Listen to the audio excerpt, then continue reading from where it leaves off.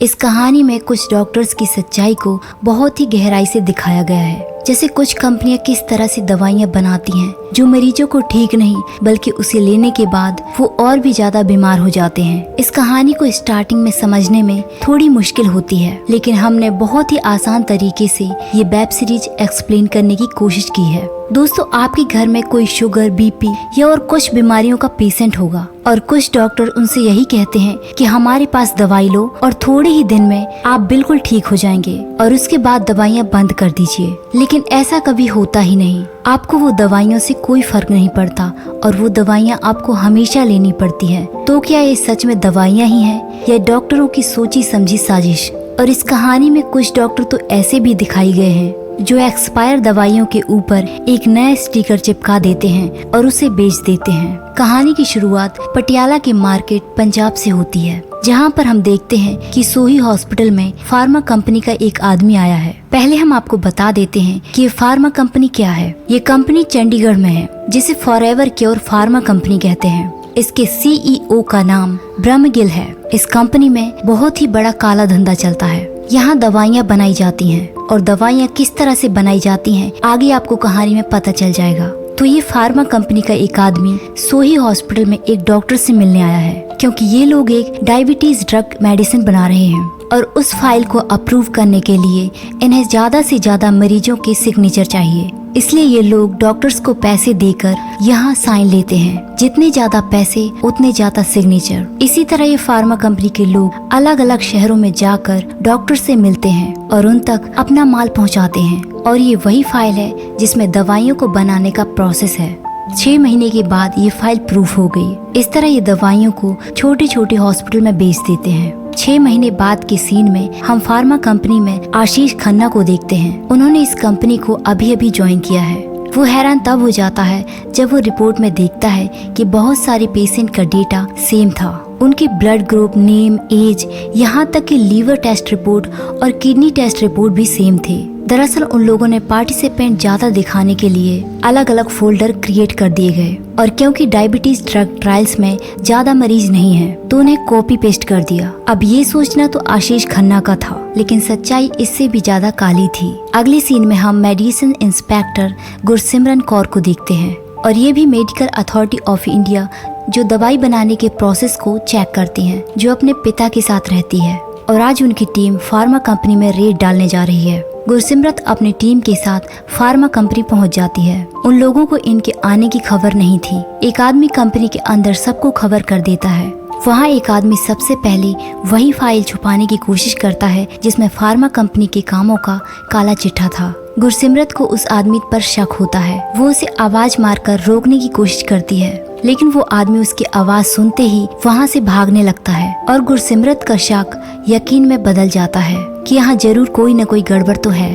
वो आदमी भागता हुआ टेरेस पर चला जाता है। गुरसिमरत भी उसका पीछा कर रही थी, लेकिन वो आदमी हड़बड़ाहट में उस फाइल को नाले पर फेंक देता है। लेकिन गुरसिमरत को कुछ भी पता नहीं चलता कि उस फाइल में क्या था और वो फाइल कहाँ पर फेंकी। फिर वो वहाँ के सीसीटीवी चेक कराने को कहती है, लेकिन वहाँ पता चलता है कि सीसीटीवी तो बहुत टाइम से बंद पड़े हैं। और अगले सीन में हम डॉक्टर प्रकाश चौहान को देखते हैं। अब डॉक्टर नाम सुन के ये मत समझिए कि ये एक डॉक्टर हैं। दरअसल ये भी दवाइयाँ बनाने के प्रोसेस को चेक करने का काम करते हैं। इनकी फैमिली में इनकी पत्नी और इनका बेटा समय रहता है।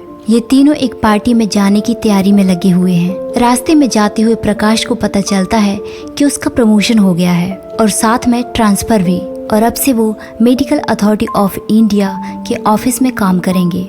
और फिर वो पार्टी पर पहुंच जाते हैं। दरअसल ये पार्टी इसलिए थी कि डॉक्टर वासुदेव अब रिटायर हो चुके हैं। फिर डॉक्टर वासुदेव वहां पर भाषण देते हैं। वो बताते हैं कि डॉक्टर को भगवान का रूप ऐसे ही नहीं कहा जाता। डॉक्टर्स के हाथों में चमत्कार होता है, उनके हाथों में परमात्मा की शक्ति होती है और हमें बड़ी ही ईमानदारी के साथ ये काम करना चाहिए। डॉक्टर वासुदेव की स्पीच सुनकर प्रकाश थोड़ा इमोशनल हो जाते हैं। फिर प्रकाश और वासुदेव की बातचीत होने लगती है। प्रकाश डॉक्टर वासुदेव को अपने बारे में बताते हैं उस बातचीत में डॉक्टर वासुदेव उसे बताते हैं कि फार्मा कंपनी एक बहुत अच्छी कंपनी है, आप अपनी तरफ से उनकी मदद करो। ये सुनकर प्रकाश को भी खुशी होती है और अगली सीन में हम देखते हैं कि फार्मा कंपनी में एक मीटिंग चल रही है। वहाँ का CEO ब्रह्मगिल मीटिंग में बैठे सभी लोगों को बताता है कि हमारे बीच कोई नया इंसान बैठा हुआ है और वो है डॉक्टर वासुदेव नटराज, जो एक न्यू रिसर्चर हैं और ये फार्मा कंपनी के अब से डायरेक्टर हैं। मतलब डॉक्टर वासुदेव रिटायर होकर अब से फार्मा कंपनी के लिए काम करेंगे। और जब ब्रह्मगिल और वासुदेव के बीच बातचीत चल रही थी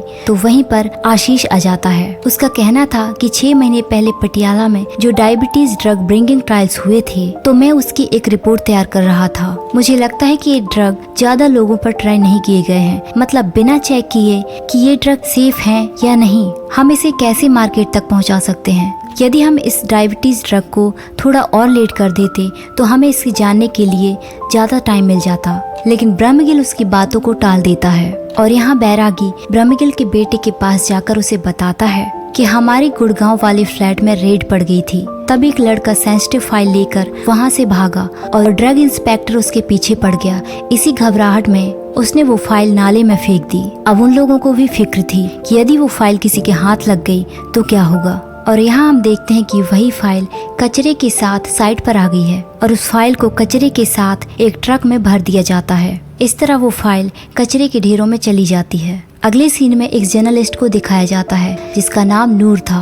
वो बड़ी ही मुश्किल से उस भीड़ में से किसी एक आदमी की फोटो लेने की कोशिश कर रहा था। फिर नूर अपने बॉस के पास जाकर उसे अपने कैमरे की फोटो दिखाता है, लेकिन उन फोटोज में वो आदमी था ही नहीं, वो जिसकी फोटो लेने गया था। इसलिए उसका बॉस उसकी बहुत बेइज्जती करता है। फिर नूर वहाँ से चला जाता है। दरअसल नूर एक मेहनती लड़का है, लेकिन उसका हर कोई मजाक उड़ाता है, लेकिन उसे इस काम में आज तक सक्सेस नहीं मिली। खैर, जब वो रास्ते से जा रहा था तो वो बाथरूम करने के लिए एक कूड़े के ढेर के पास जाता है और वहीं साइड पर उसकी नजर एक फाइल पर पड़ती है। उस फाइल की हालत बहुत खराब हो चुकी थी। वो उसे उठाकर देखने लग जाता है। नूर को उस फाइल में कुछ तो समझ आ जाता है, लेकिन उसमें डॉक्टर्स की लैंग्वेज लिखी हुई थी, इसलिए उसे ज्यादा कुछ समझ नहीं आता। फिर नूर एक डॉक्टर के पास जाता है जिस डॉक्टर ने उसकी माँ का इलाज किया था, लेकिन अफसोस वो डॉक्टर उसकी माँ को बचा नहीं सका। नूर डॉक्टर को फाइल दिखाता है। वो डॉक्टर उस फाइल के बारे में उसे बताने लगता है। डॉक्टर उसे बताता है कि इस फाइल में दवाई बनाने के प्रोसेस के बारे में लिखा हुआ है और ये फाइल अप्रूव नहीं है। और इस पूरी फाइल को देखने के बाद उस डॉक्टर की बॉडी लैंग्वेज चेंज होने लग जाती है। उसने ज्यादा कुछ उस फाइल के बारे में नूर को नहीं बताया। उसके माथे पर पसीना और उसके हाव भाव चेंज होने लगे थे। नूर कुछ समझ चुका था। वो अपनी उस फाइल को लेकर वहाँ से चला जाता है। अगले सीन में हम प्रकाश को देखते हैं। वो गुरसिमरन को अपने कैबिन में बुलाता है और वो उससे फार्मा कंपनी के बारे में पूछता है। गुरसिमरन उसे उस फाइल के बारे में बताती है जिसे उस आदमी ने नाले में फेंक दिया था। दरअसल इन्हें फार्मा कंपनी में कुछ गड़बड़ लगती है, इसलिए ये लोग उस बात की तह तक जाना चाहते हैं। और इस डिपार्टमेंट की सभी फाइलों पर धूल जम चुकी थी, क्योंकि कभी किसी ने इन फाइलों को देखा तक नहीं। मतलब इन सब पर कभी किसी ने सीरियस एक्शन लिया ही नहीं। और नूर अगले दिन फिर से एक डॉक्टर के पास उस फाइल को लेकर जाता है, लेकिन उस फाइल को देखने के बाद वो डॉक्टर नूर को 4000 रुपए देने लग जाता है। वो कहता है कि ये पैसे रख लो, मैं इस फाइल को खुद ही फार्मा कंपनी तक पहुंचा दूंगा। लेकिन नूर कहता है कि मैं ये फाइल आपके पास छोड़ने ही वाला था, लेकिन पैसे देकर आपने मुझे अपनी औकात दिखा दी। और फिर वो फाइल लेकर वहाँ से चला जाता है। नूर के वहाँ से जाते ही वो डॉक्टर फार्मा कंपनी के आदमी को कॉल कर देता है और उसे बताता है कि आपकी फार्मा कंपनी की फाइल एक लड़का मेरे पास लेकर आया था। मुझे उसके बारे में पूछ रहा था, लेकिन मैंने उसे कुछ भी नहीं बताया। लेकिन उस डॉक्टर को ना नूर का नाम पता था और ना ही उसका एड्रेस। अब फार्मा कंपनी के लोग नूर की तलाश करने लग जाते हैं, लेकिन उन्हें उसके बारे में कुछ भी पता नहीं था। और यहाँ ब्रह्मगिल का बेटा स्पीच दे रहा है कि हम फार्मा कंपनी के प्रोडक्ट को गांव, कस्बों और देश के कोने कोने तक पहुंचाएंगे। और उसकी स्पीच पर तालियों की गूंज सुनाई देती है। अब नूर फिर से एक डॉक्टर के पास जाता है और अब की बार उसे उस फाइल के बारे में सब कुछ पता चल जाता है कि वो एक फेल्ड एंटीबायोटिक की फाइल है। मतलब कि जो दवाई बनाने का स्टैंडर्ड होता है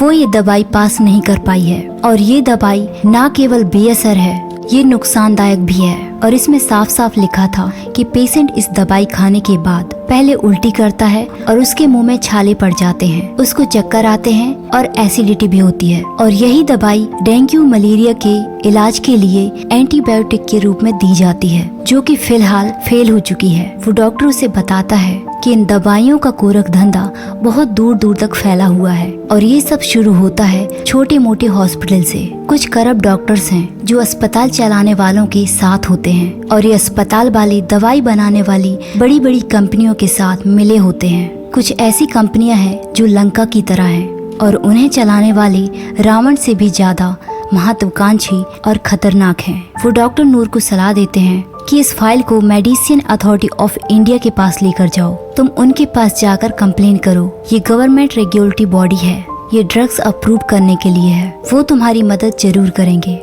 अब नूर के दिमाग में ये भी चल रहा था कि मेरी माँ की मौत कहीं इन दवाइयों की वजह से तो नहीं हुई, इसलिए वो मेडिसिन अथॉरिटी ऑफ इंडिया के ऑफिस चला जाता है और वहाँ वो सबसे हेड ऑफिसर के पास जाता है जिसका नाम था नीलिमा। नूर उसके पास जाकर उसे वो फाइल दिखाता है। नूर उसे बताता है कि मेरी अम्मी की मलेरिया से पिछले साल मौत हो गई और मुझे लगता है कि इसी एंटीबायोटिक की वजह से मेरी अम्मी की मौत हुई है। लेकिन नीलिमा उसे बताती है कि ये फाइल रिजेक्टेड है और ये अप्रूव नहीं है। नूर उसकी बात सुनकर चैन की सांस लेता है और नीलिमा कहती है कि ये फाइल तुम यहीं पर छोड़ दो। नूर फिर से एक बार समझ चुका था कि ये बड़ी ऑफिसर है तो क्या हुआ, वो फिर से गलत जगह आ चुका था और नूर अब सब कुछ जान चुका था।